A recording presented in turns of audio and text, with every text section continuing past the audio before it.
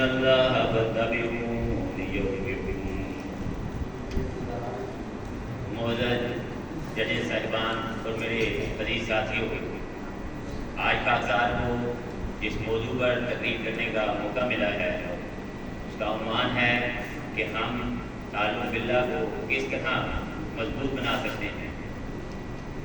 خاکسار نے جو آیت قرآن کریم آپ کے سامنے تلاوت کی اس میں اللہ تعالیٰ نے فرمایا کہ اگر تم چاہتے ہو کہ اللہ کی محبت تمہیں حاصل ہو تو شرط یہ ہے کہ اس رسول کی، اس امی رسول کی اطاعت کرو۔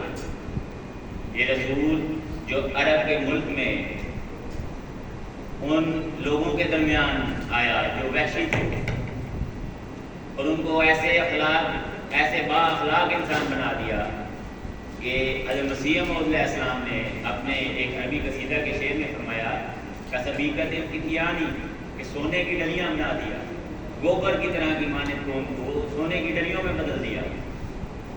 تو ہمیں چاہیے کہ ہم اس رسول کی اطاعت کریں، اس رسول سے محبت رکھیں۔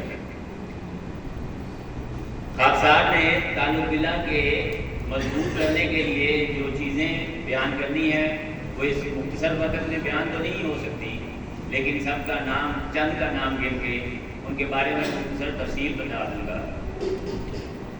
اس نمبر پہ دوسری بات جو تعلق باللہ کو بڑھانے والی ہوتی ہے وہ ذکر الہی ہے، یعنی کہ جس کے بارے میں ذکر کیا جا رہا ہے، جس کے بارے میں آپ چاہت کر رہے ہیں، اس کا آپ کے زبان پہ، آپ کے ہونٹوں پہ ذکر بھی ہو۔ اللہ تعالیٰ قرآن کریم میں فرماتا ہے فاذکرونی اذکرکم۔ اسی طرح حضرت مسلم موعود فرماتے ہیں کہ عادت ذکر بھی ڈالو کہ یہ ممکن نہیں، دل میں ہو عشق صنم،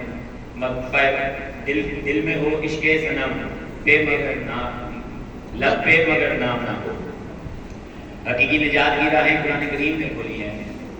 یہ اس سلسلے کا تیسرا نمبر ہے۔ حضرت مسیح موعود علیہ السلام فرماتے ہیں کہ سو تم قرآن کو تدبر سے پڑھو اور اس سے بہت پیار کرو، ایسا پیار کہ تم نے کسی سے نہ کیا ہو۔ آپ علیہ السلام کو الہام ہوا الخیر کلہ فی القرآن، کہ تمام قسم کی بھلائیاں قرآن کریم میں ہیں۔ حضور صلی اللہ علیہ وسلم سے خدا تعالیٰ کے عشق اور محبت اور اس کے قرب کو بڑھانے کے لیے ایک دعا ملتی ہے۔ خاکسار اس دعا پہ اپنی تقریر کا اختتام کرے گا۔